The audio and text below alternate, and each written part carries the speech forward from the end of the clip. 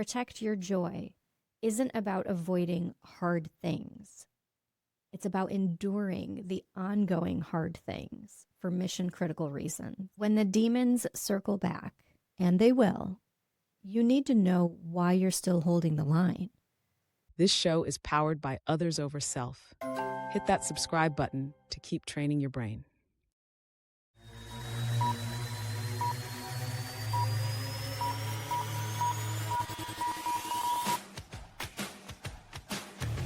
From Others Over Self, it's hardcore and at ease. This show is about people who are keeping their edge without going over the edge.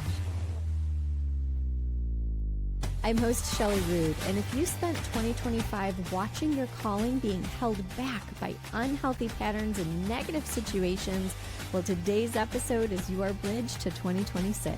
We explore what it means to protect your joy as mission stewardship instead of self-indulgence, and why the demons of conflict don't die easily. You'll discover the 7 protection decisions that liberate purpose-driven capacity, plus a preview of what comes next when protection meets focus. This is Hardcore and at Ease. In January of 2025, a year ago today, I chose 3 words that probably saved my calling. Protect your joy. Now, before you roll your eyes and think that this is an episode where I'm going to talk about day spas and gratitude journals, let me be crystal clear about what that actually meant. The mantra of protect your joy wasn't about protecting my happiness. It certainly wasn't about protecting my comfort. You see, joy is the evidence that I am living in alignment with my calling. When I feel that joy is present, my purpose flows through me with power. And when joy is absent, my calling is compromised.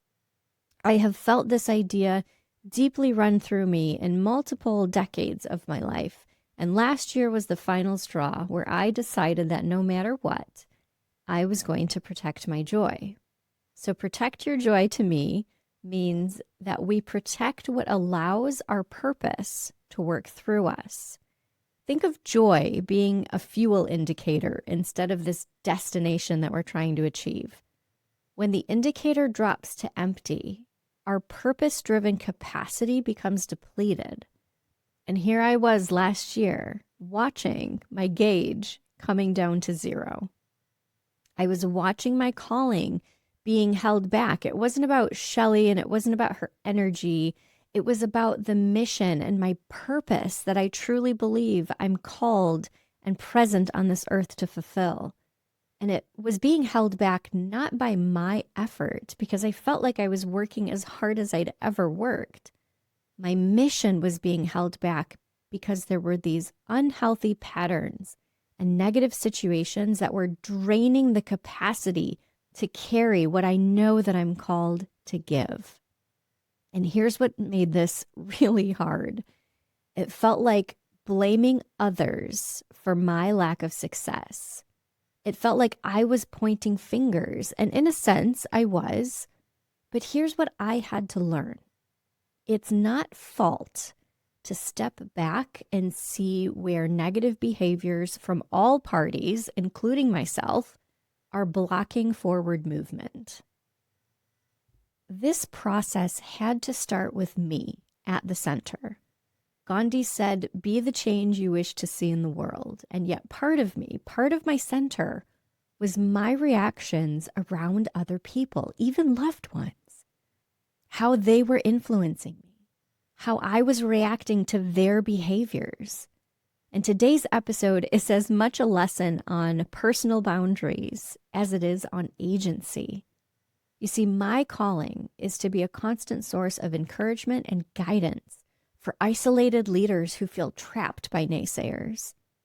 The light that other people see, that belongs to me, but it's not mine. It actually belongs to the mission that's working through me. And that light was dimming because the environment that I was in was actively draining it. Back in episode 10, General Doug Slocum taught us about the continuum of harm. He asked his organization a powerful question. Where on this continuum, from off-color jokes all the way to sexual assault, is this behavior acceptable? And the answer had to be absolutely zero. Some behaviors simply cannot coexist with purpose-driven success, whether it's a fighter jet, a marriage, or a healthy team environment. Zero tolerance isn't harsh, it's strategic. Ambitious leaders like us can't coach clean living when our home environment is contradicting it. We can't teach excellence when behavior patterns are undermining the message. Have you ever gone to the doctor and your doctor is a very overweight person and they're supposed to be the champion for your message of health? We can't teach excellence when behavior patterns undermine the message. Now, the calling for me was being held back, not by my effort, but by my environment. To set up today's discussion, let's talk about the difference between prevention and protection. This really is the big idea that we are talking about today. Here's where languaging matters. The mental health field is shifting from suicide prevention to suicide protection. You see, prevention assumes that there is an inevitable outcome, like you're just delaying a disaster. Whereas protection recognizes life as a gift worth defending from real, identifiable threats. Protect your joy meant that joy is a gift. The darkness of this world will threaten your joy. Business chaos, relational toxicity, organizational dysfunction. But joy's destruction is not inevitable. It requires your complicity or your neglect. Protection requires what I call agency of thought. It's recognizing that you have power to defend what matters most. And this is the big idea that we're talking about today. Sometimes protection requires the hardest choice, removing yourself or others from situations that threaten what you're called to protect. Here's a real-world example for us. In October of 2024, Olympus Corporation CEO Stefan Kaufman resigned after an internal investigation revealed behaviors that were inconsistent with organizational standards. Now, he chose to step aside rather than to compromise the company's mission and values. I know there's a lot that goes into these types of examples, but what I'm wanting to get at here is that sometimes protection requires the hardest choice. And that can be removing yourself or others from situations that threaten what you're called to protect. But here's what people don't really tell us about protection, and what I learned the hard way in 2025. The demons don't die easily. You see, cleaning house isn't a quick fix. It's not permanent. It's actually ongoing.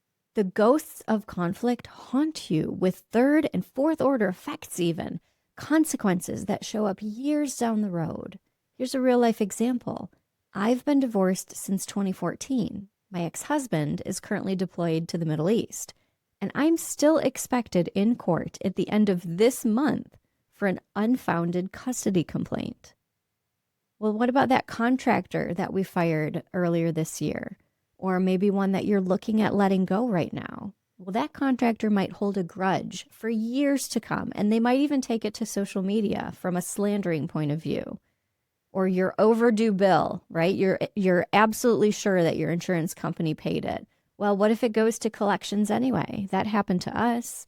You might receive phone calls for years from creditors over payments that you knew were covered at one point.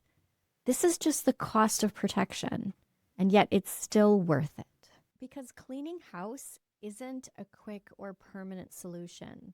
It's an ongoing process, and it's something that has to be grounded in bigger than just this momentary frustration of I have to get out, I have to leave, I have to let them go. Protect your joy isn't about avoiding hard things. It's about enduring the ongoing hard things for mission critical reasons. When the demons circle back, and they will, you need to know why you're still holding the line. So here's what protecting the mission required when the threat came from inside the house, my house, and what it still requires today. Let me ground this in the framework that we've been building all year. Mission protection requires zero tolerance standards. When the majority of parties in your environment are healthy, physically and mentally, the exponential mission impact becomes possible. And what I mean by that is you can accomplish so much more around those who are physically and mentally healthy. Because when key parties are unhealthy, then that mission is capped. It's limited. You get held back. So protection isn't about personal preference. We have to get over that. It's actually about removing obstacles to purpose-driven impact. For me, this meant a home redesign, and I'm talking over a couple decades here. This meant establishing zero tolerance policies in my home for my immediate family. The use of cussing and swear words, well, now it's banned. Using sarcasm at others' expense, that's also banned.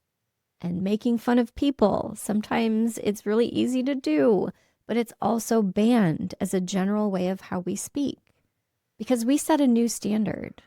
In this house, we speak well of others. We challenge ethical and moral issues, absolutely, but we do it with genuine compassion instead of mockery. My home environment, it has to align with what I'm called to teach. Because when that environment aligns with the message, what others see isn't performance for show. It's the genuine fulfillment of purpose. When you, my ambitious leader, are living in integrity, there's no mask to maintain. There's a calmness that exists deep inside of you because you're simply performing your calling with excellence. Now let's shift into the Hardcore and Addie's framework because this all connects to that shooting target that we've been exploring this entire year. Your mission is your bullseye. It's your tactical center. Everything in your life either serves that bullseye or it sabotages it. Over this past year, I learned 7 times when protecting the mission required removing threats. And every single one of these lessons came with ongoing costs that I'm still paying. So grab your coffee or chai latte, or maybe crank up that incline on your treadmill and settle in here as we're going to go through the 7 lessons from living Protect Your Joy as mission stewardship. Lesson 1, mission protected means starting despite imperfect conditions. 8 years waiting for perfect circumstances, really waiting for my home life to stabilize. So what was the threat to my mission here? 8 years it took me to launch this podcast. Well, the threat to the mission was perfectionism disguised as preparation. And the agency that I exercised was launching anyway this past July. I made the podcast essential to my business model. This is not an optional project that I tackle during the good seasons. The protection action was refusing to let personal chaos prevent mission work. And here's the proof. We hit the top 1% of podcasts globally in the first 6 months, while my life at home still kind of felt like it was having some loose ends, not falling apart on a really good path, but definitely some things that needed to be tightened up. Here's the truth that I want you to hear. Mission work doesn't require perfect conditions. It requires protecting what you can control. And the ongoing cost is that I'm still managing personal chaos while producing every week. But the mission is absolutely moving forward, and that fuel indicator of my joy, it's only been climbing. So your question about this lesson, what mission critical work are you delaying until things settle down? Lesson number 2, mission protected means revenue must serve capacity. Revenue must serve capacity. The Women Veteran Strong program that we run, it was profitable. It was generating income, and it was exhausting me while I was trying to manage the personal chaos. The threat to the program was that revenue was being drained, and it was draining more capacity than it generated. So I exercised agency through marketplace research. It was time to figure out how to do this thing right because the mission mattered. I discovered 5 distinct program types that exist in the veteran space. And I chose to rebrand the entire program instead of just taking easy money and doing check the box type of work. The protection action that we put in place was firing our business model. We fired the business model that worked financially, but it depleted mission capacity. And the proof, every month of misalignment that we were running was costing more mission impact than it generated in revenue. Our ongoing cost now that we're shifting is that I'm having to rebuild revenue streams while maintaining the standards that protect that mission capacity.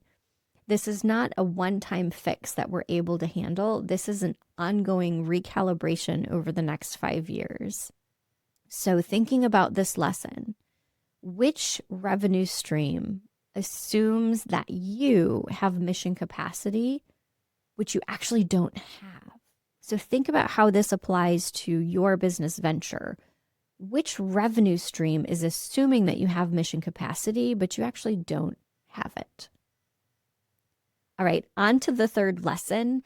Mission protected means partnerships must align with standards.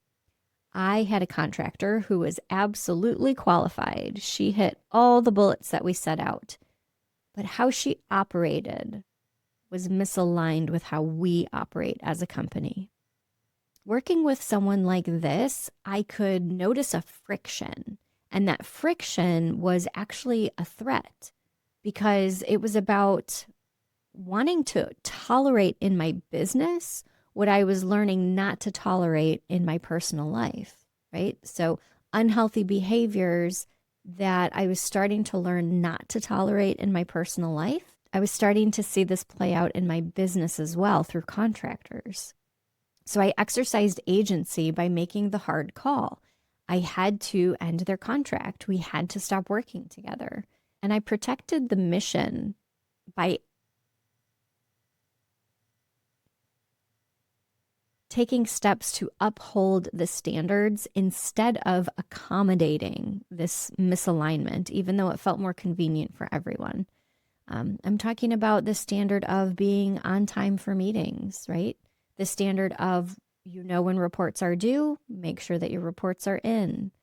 These standards might seem like small things, but when they are applied in a professional capacity, they're what drives the mission. Now, this lesson was absolutely necessary to apply in our business because keeping an unhealthy contractor would have meant that I was replicating some of this personal life dysfunction in my professional space. You can see how that just really was starting to feel more like mission work or mental health service care instead of operational expense and an overhead of how we do the work. I had a contractor that needed the work but wasn't prepared to give the work. So how can I keep paying her to give the work? We had to make that hard decision to let her go. And we have not seen any ongoing cost as of yet. There's always that risk that someone can slander you on social media or, talk negative about your program in the community. We haven't seen that play out with any of the contractors that we've worked with over the years. But if that does happen to you, you should know that it's not hypothetical.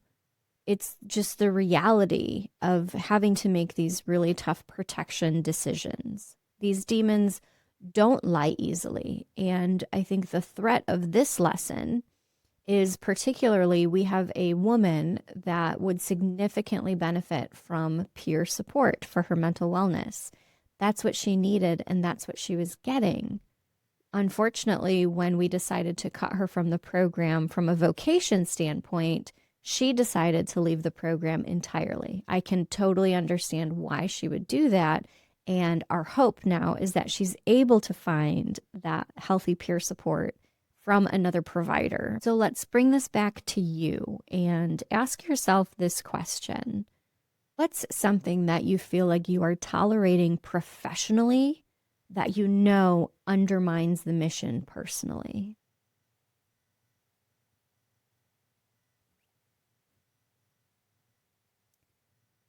On to lesson 4 out of 7, and this one is a family lesson.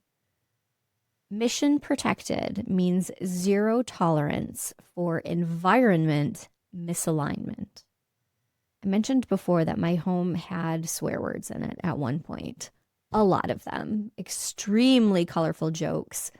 Sarcasm was the general flow of conversation, whether it was between the parents and the children. There was a lot of mockery of other people. Coworkers were getting made fun of, even though the other spouse had never even met the coworker. So these just weren't bad habits. I mean, this was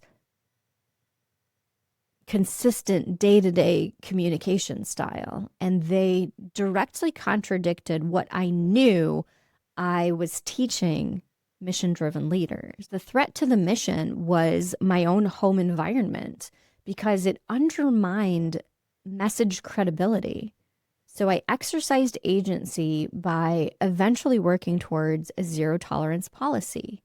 In my home now, we've banned the behaviors that contradict our mission message. So when you hear me talking about minimal alcohol or recreational drug use, things like that, know that these are zero tolerance policy behaviors that we have in our home, not just in our business.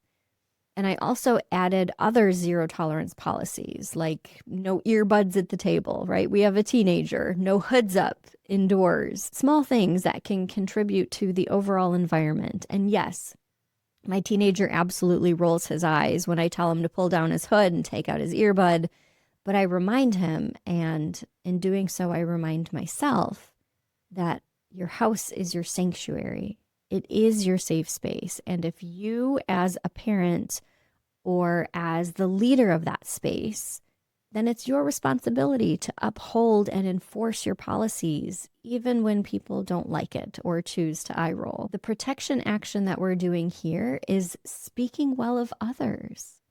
We challenge issues with compassion and we model what we teach. And we're seeing this played out because we know that when our home aligns with our message, the mission capacity becomes exponential. Our workers love working out of our home studio. We have more visitors over the last few years. In this decade, my doorbell is ringing constantly. I can look back to a past decade and what feels like a previous life when my doorbell never rang. And then when it did, I was scared to death to open it. And this transition has been absolutely beautiful, but there is an ongoing cost. I do find myself being constantly vigilant to maintaining these new standards. It's never done whenever I hear a cuss word under the breath, right? Whether they're playing a video game or they dropped something in the kitchen, you have to watch it and you have to catch it because this work is never done. Every single day, we are reinforcing boundaries to protect what matters to us. So think of this lesson in your own life. What home pattern is actively undermining your mission credibility? And we're on to lesson number 5. Mission protected means intentional quality of life standards. This lesson is not about past relationships or decisions that others have made. It's about today. It's about right now. The current living standards that I intentionally maintain.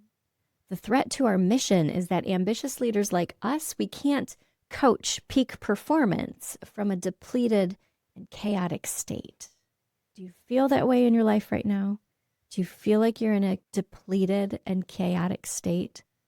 Or are you feeling like it's time to climb out of that hole? And we do that by exercising agency. So which agency am I doing to climb out and stay out of that hole? I have a gym membership. Maybe you're not a gym person, but do you have a physical habit or hobby that keeps you active and healthy? Are you walking your neighborhood every day? Are you out there horseback riding?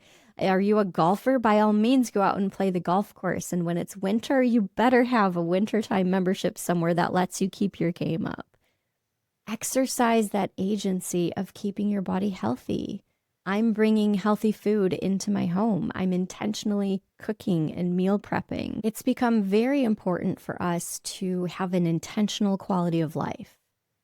A habit that we started this past year is whenever we gather as a family, whether it's the end of a vacation or a holiday meal, maybe we're at the end of a concert that we went to, we go around and we ask every family member to share a favorite memory. And what that does is it reframes that togetherness in a positive way that everyone can walk away with.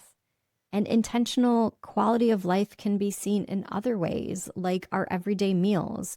We choose for our everyday meals to be served on bone china. This is Wedgwood porcelain. It's imported from England, if you're not familiar with the brand Wedgwood. But we eat on beautiful white bone china plates because we want the reverence of the meal to reign over the chaos that we might be feeling in whatever moment. Even if we're eating Taco Bell, you still take it out of the bag and you put it on the beautiful dish and you serve it to yourself sometimes. But the atmosphere changes when you do that. And the moment of the meal becomes more meaningful when it's presented on this beautiful dish. These are all daily choices that align my body, my home, and my personal relationships with our overall mission requirements. And we know that this is a positive thing to do because sustainable mission capacity requires sustainable daily practices. And you can't just set it and forget it, right? There's daily discipline that has to happen regardless of external chaos. Going to the gym, it has to be done on the regular. Sometimes it's 1 day a week, sometimes it's 5, but there's still a daily discipline to that. The demons of those old habits, they circle back constantly. They're always going to check in on you. So your question, as you think about this lesson, what daily standard would protect your mission excellence? Not just talking about it, but what is a daily act that you can bring to your home, to your body, to your mealtime? What's a daily standard that would protect your mission excellence? And we're rounding the corner towards the end of today's episode, lesson 6 out of 7. Lesson 6, mission protected means recognizing it shouldn't be this way, but it is.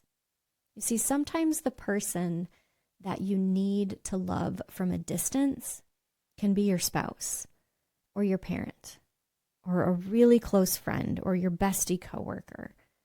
And I agree with you. It shouldn't be that way. And yet sometimes it is.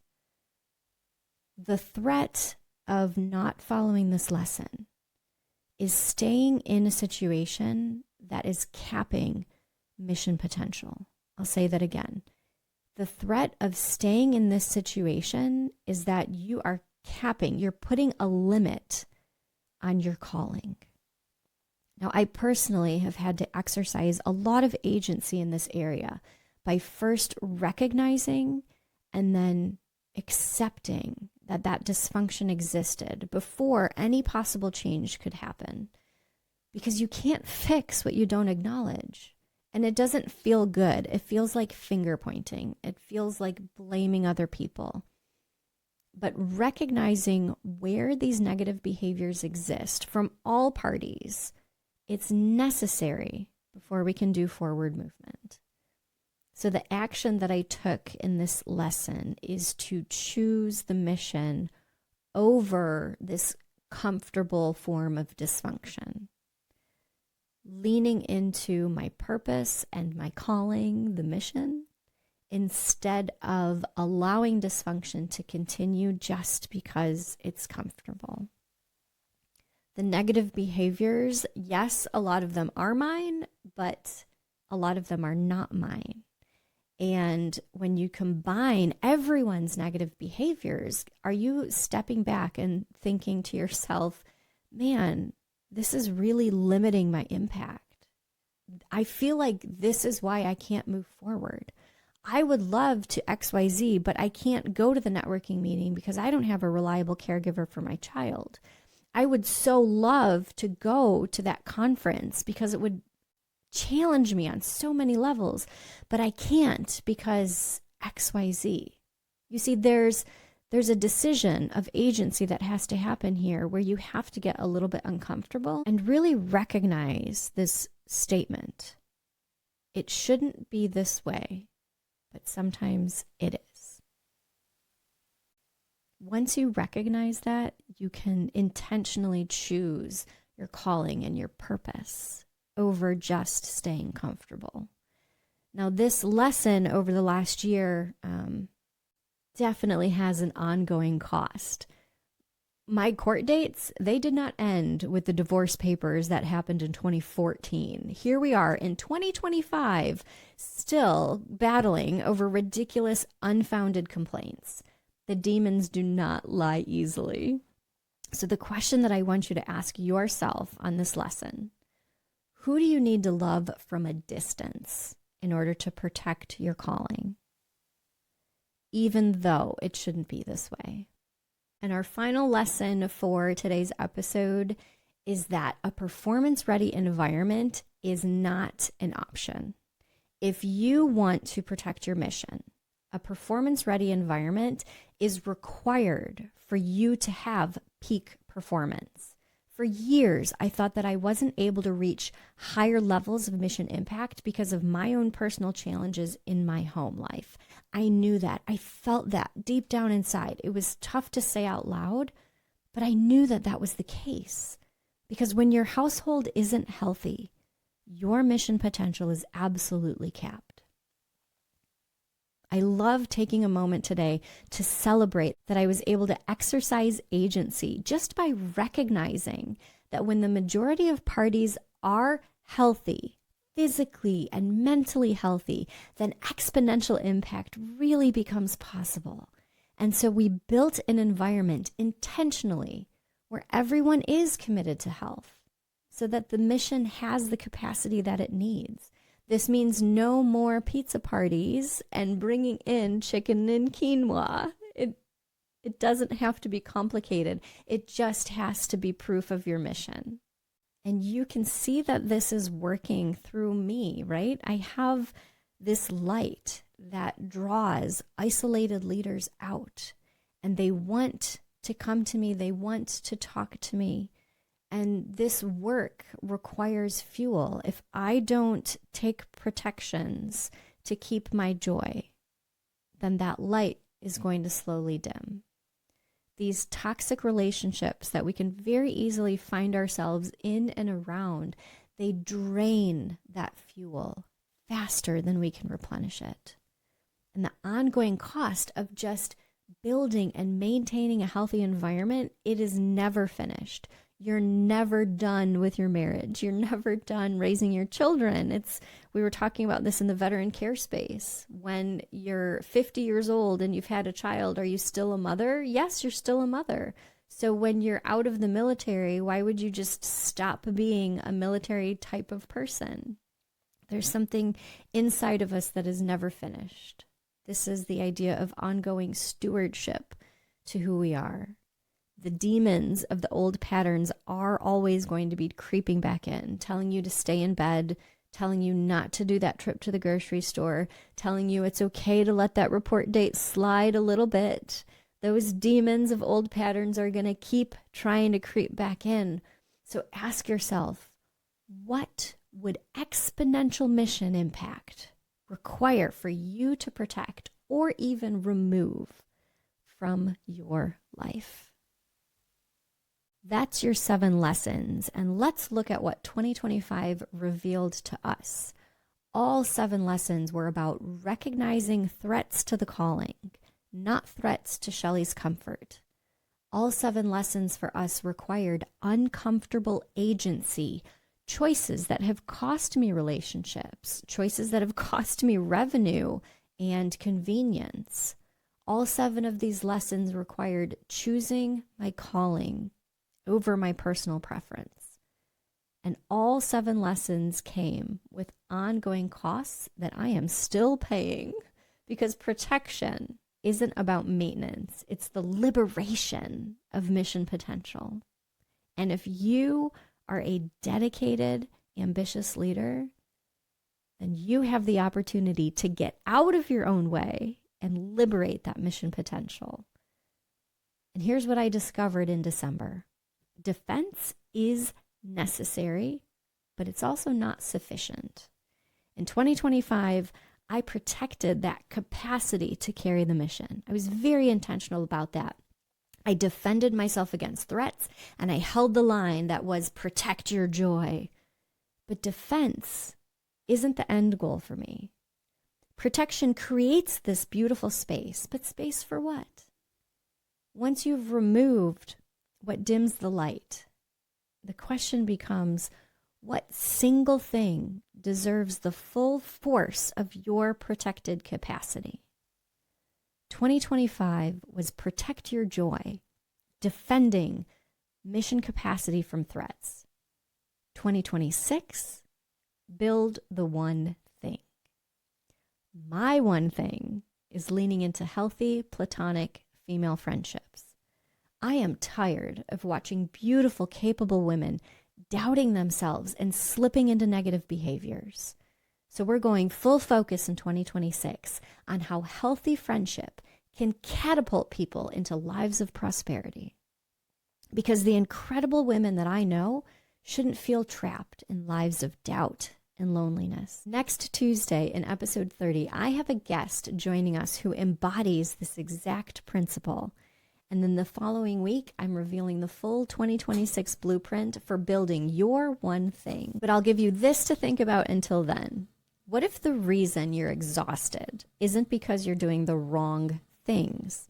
It's because you're doing too many right things.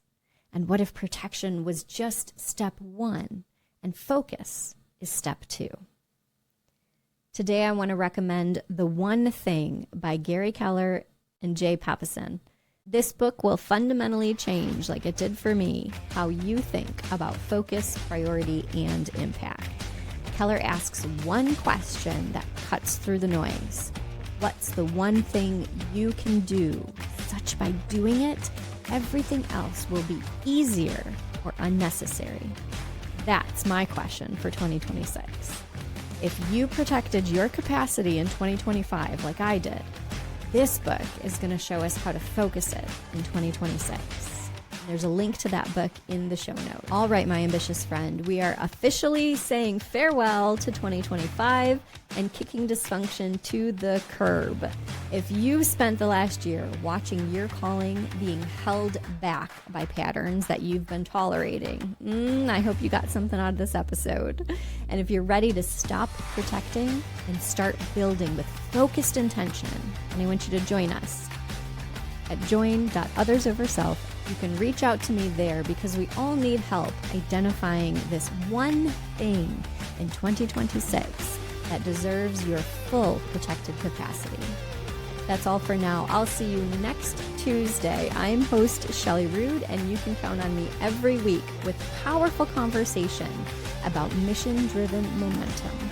Until then, stay hardcore, be at ease, and trust the process. You're listening to Hardcore and at Ease.